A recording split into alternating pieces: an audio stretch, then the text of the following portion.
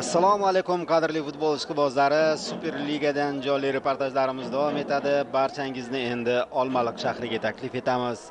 OKMK 24-tur doirasida Qo'qon 1912 jamoasiga qarshi bahs olib boradi. Oq rangli libosda mezbonlar o'ynaydi, ko'k rangli formada qo'qonlik futbolchilar harakat qiladi. Gadoyev uchun Olmaliq shahri juda qadrdon.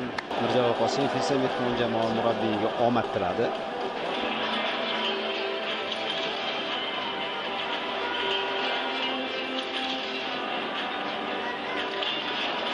Qo'qonliklar ham natija uchun kurashadi. Kurraga ko'ra bahsni mehmonlar boshlaydi. Gadoyev to'pni o'yinga kiritdi. Uchrashuv start oldi. Hozir burchak zarbasini kuzatamiz. Ikkinchi qavatda kurash bo'ladi. Yuqoridan to'p yetkazib berildi va Qo'qon gol urishga juda yaqin va o'sha gol bo'ldi. 3-daqiqada mehmonlar hisobda oldinga chiqib oldi. Birinchi standart vaziyatdan ular foydalanib ketyapti. Abdug'ofir Haydarov raqib darvozasini ishg'ol etyapti. Mana yuqoridan to'p yetkazildi.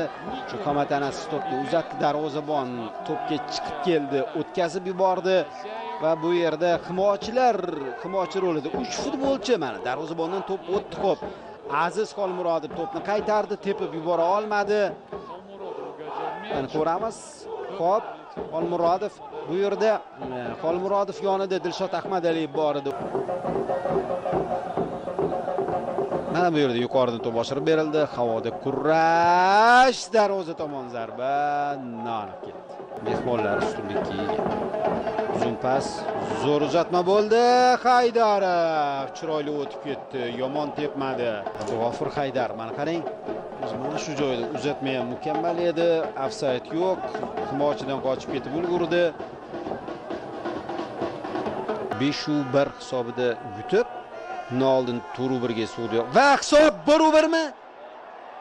Sanchez balki uni yiqitishgandir. Xolmurodovdan yo'q. Oyog'iga tegmadi. Bu yerda menimcha to'pni o'zi tepa olmadi. Bahs davom ettirildi. Yana bir hujum, zarba. Darvoza tomon qamanib bordi Xurshid G'iyosovning urinishi.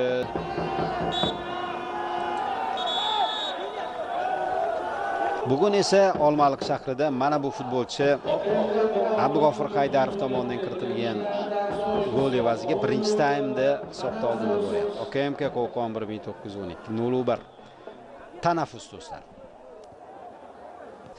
Kiyim almashtirish xonasida futbolchilar bilan suhbat jiddiy bo'lganligini taxmin qilish qiyin emas. Yetarlicha ko'rsatmalar va albatta o'yinni o'zgartirish borasidagi tavsiyalar, ko'rsatmalar olib qaytgan bo'lsa kerak. OKMK futbolchilar tarbiyalab bergan shahar. Bu jamoani o'rni darvozabon hozir o'zini ko'rsatdi. Qiyinchilik bilan to'pni qaytaryapti. Ko'raylikchi o'zi. Xo'sh. Bo'ya himoyachi bu yerda Nodir Abdurazoqovning zarbasi uchiga tekkan, qo'lini uchiga tekkan. Sanchez, Ahmadaliyev, Xolmurodov. OKMKning o'yini ancha yorqin, juda chiroyli o'ynayapti ayni damda jamoa. Va hisob tenglashishi mumkin edi. Mana zarba! Keyingisi, lekin to'p darvozaga tushmadi. Ko'ramiz vaziyatni. Xolmurodov pas berdi, Sanchez zarba berdi.